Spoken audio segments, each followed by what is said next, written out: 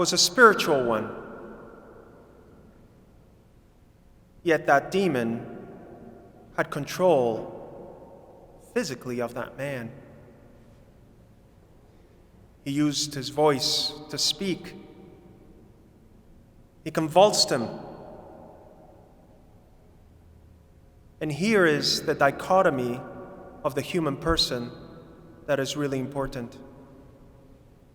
We are both body and soul. God made us both body and soul as one being, not two beings. So, when we look at our bodies, we're usually pretty good at taking care of them. We eat, we clean ourselves, we even may exercise to strengthen our bodies. The preoccupation with our physical well-being is prevalent throughout our society. But that's only half the trick. How good are we at taking care of our soul? Because that's still part of us. The church in its wisdom gives us a teaching like Christ with authority, saying, in order for our souls to be living, alive, we must come to Mass on Sundays and holy days of obligation. Of course, our current crisis that is suppressed, but it does not remove the overall teaching, hopefully once we come out of this very soon. The church also says at least once a year to go to confession. These are the bare minimums. But we don't do the bare minimums for our bodies. We don't eat just to barely keep us alive. We don't clean ourselves when it's no other choice. And we exercise not just to be able to move, but to thrive.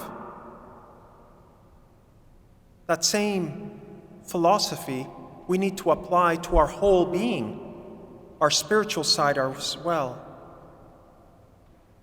So it's not just about maintaining our soul alive, it's about letting it thrive by coming to Mass as much as we can, receiving communion as often as we can, cleansing ourselves through the beautiful sacrament of confession routinely, at least once a month, and exercising our spirituality through prayer, the sacraments, reading the scriptures, the devotions like the Rosary and benediction and exposition. The church is filled with things that we may particularly like to exercise our spirituality and let it grow and thrive so we become a whole, healthy person. It is oftentimes in our life where we may leave our spirituality in a certain place, or even as we walk out the door of this beautiful cathedral, we leave it here. That's where I keep my spirituality, not in the rest of the world. We want to divide it from ourselves. And therein lies the lesson. We cannot do that and be healthy. Our salvation depends on it.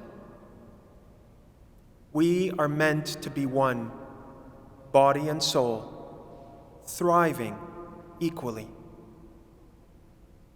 So yes, we cannot split ourselves in two.